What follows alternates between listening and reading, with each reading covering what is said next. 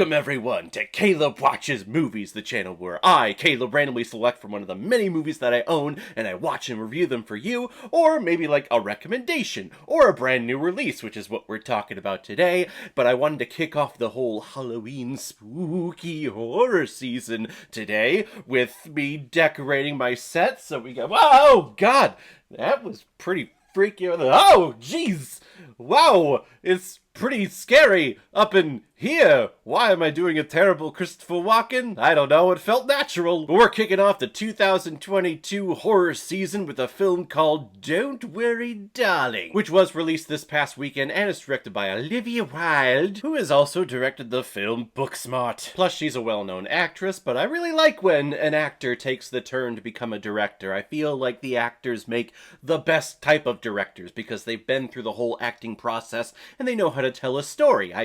It's just my personal opinion, I'm sticking to it. And this film is starring Florence Pugh, Harry Styles, Olivia Wilde, Gemma Chan, Kiki Lane, Nick Kroll, and the always dreamy Chris Pine. Alice and Jack Chambers are a happy young married couple living out the best days of their lives in the 1950s. Jack goes off to work at a power plant that no one is allowed to speak of, and Alice sits around the house all day cleaning, cooking, and just loving her life. But some things start happening around this small secluded town that makes her start questioning how everyone came to be there. And the more questions she asks, the farther down this weird, creepy, and psychological thriller hole she goes down. Now I'm sure many of you are at least aware of this movie, not because of the movie itself and the quality of its production, but probably more so on the behind-the-scenes drama that happened with previous cast members like Shia LaBeouf, who was replaced by Harry Styles.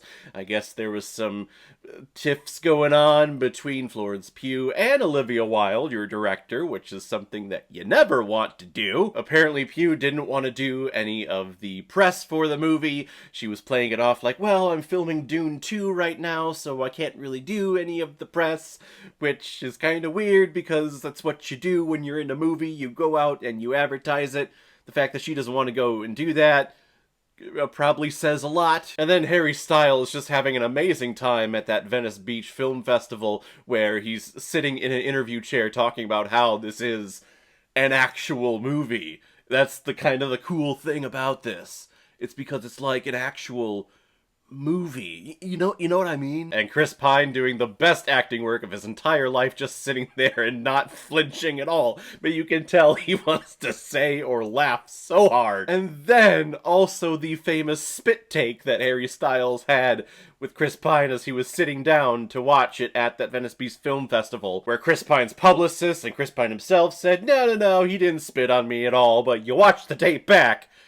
There was clearly something that left Harry Styles' mouth and landed in Chris Pine's, either in the chair between his legs or actually on him, but Chris Pine stopped and he started wiping himself up. So if that wasn't spit, I'm not a doctor, I don't know how the human body works, but pretty sure that's what happens. But I feel that unfortunately this film is popular, or at least it's in the public eye, due to all of that behind-the-scenes drama, and not due to the quality of performance and the quality of film that we get here. Sitting there watching it, if I didn't know any of the behind-the-scenes shit that was going on, I would have thought this was a pretty well done movie. Because it is. I think Olivia Wilde has a tremendous eye for film. The decisions made for the lighting and the costume design, the styling of this entire movie is fantastic. I love it. They got a lot of lens flares, which reminded me a lot of 2009's J.J. Abrams' Star Trek movie.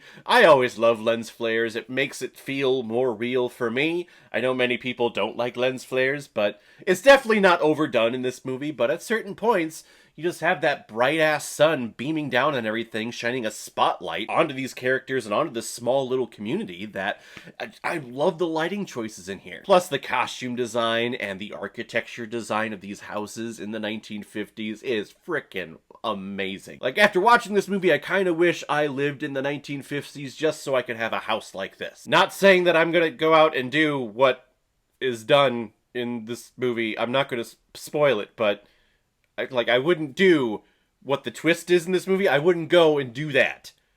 Ever. No one ever should. So, Non-spoiler. The big standout of this movie, of course, is Florence Pugh as Alice Chambers. This is her story. She's our protagonist. She's the one that we, the audience, are following along on this journey to figure out, okay, you have a pretty happy life here, but something is also not right. And it's the human condition that when you do see certain things that are out of place and things that just don't seem right, you want to question it, and you want to investigate, and you want to go out and fix those things. The fun thing about those movies is that once you peel those secrets off, you find more, and you find more, and you find more, and more keeps unraveling itself. To the point where I was pretty sure that I was figuring it out halfway through as to exactly what was going on. Maybe not in exact detail, but I'm like, okay, I'm pretty sure I've seen this story in another movie before, probably like an M. Night Shyamalan Ding Dong movie. I'm not going to say the title of that movie because I think that'll spoil this one, and I don't want to do that, but pretty sure I've seen elements of this story before. And the movie's not afraid to be what it wants to be. It's not afraid to take its time in telling the story. We go a good 30 minutes before any cracks start unraveling in whatever the twist is of this movie. And you're kind of sitting there in the first 30 minutes like what am I watching? We're getting little tiny glimpses of something, but what's going on here? Chris Pine is showing up, and he's really into watching Florence Pugh and Harry Styles have sex in his office. Which is, I mean, that's cool. I would allow that too in my office. But he's acting very weird. He's shady. He's up to something. Speaking of, I also have to shout out the 2 brief sex scenes that we do have in this film. It's nice to see scenes where it's the guy who is focusing on the girl, as opposed to majority of movies where it's like, hey, the girl's trying to please the guy. I like these ones where it's, you know, let me help you, ladies, and I like that. I really do. Now, once we get into the creepy and the twisty parts of this movie, I feel that's where the movie starts to, I don't want to say collapse, but it's definitely the weaker part of this film. Because I also feel like aspects of the story and things that were revealed to us early on were never touched on again, or were never explained later on. There's a whole storyline with Kiki Lane where we watch something terrible happen to her, and apparently she's okay after that, but we never see her again. We never follow up with her again. And then there's Gemma Chan's storyline that has a very clear resolution at the end, but it's kind of just like, whoa, wait, where did that come from? How did that happen? And then it's just done. We never follow up with it. Okay. I would have also loved to see Shia LaBeouf in that role that Harry Styles is now playing in the film. Harry Styles is fine. He does a good job here. He has some very authentic moments, but I feel at points it does feel like he's actually, trying. He's not a seasoned actor to where he just appears natural. There are points in here where it seems like, okay, he's focusing on, okay, how do I place my arm here? Like, how should I face the camera here? Just little tiny moments, it felt like to me. But who this character is in the movie, I feel like it would have been played up better if it was played by a Shia LaBeouf type.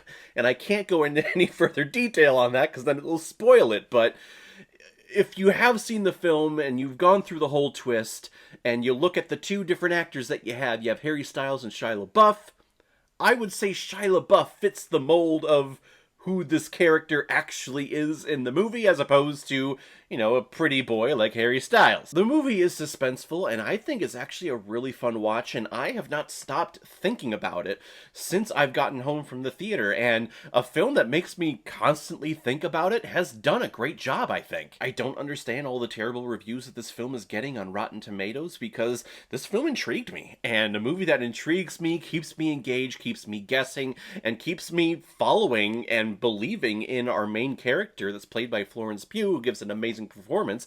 The movie does a great job for me. I'm gonna give Don't Worry Darling 3.5 out of 5 Blu-rays. I am above average. So guys, have you seen Don't Worry Darling? What did you think about it? Or if you've never seen it before and you stumbled across it because of this video, then comment below, let me know what you thought about it. And as always, if you like what you see here, if you like my take on movies, then hit the subscribe button and make sure you hit that bell. See you all the next time I'm releasing next movie review. So guys, I will see you next time on the channel, but in the meantime, be well, be good to each other, and go watch a movie.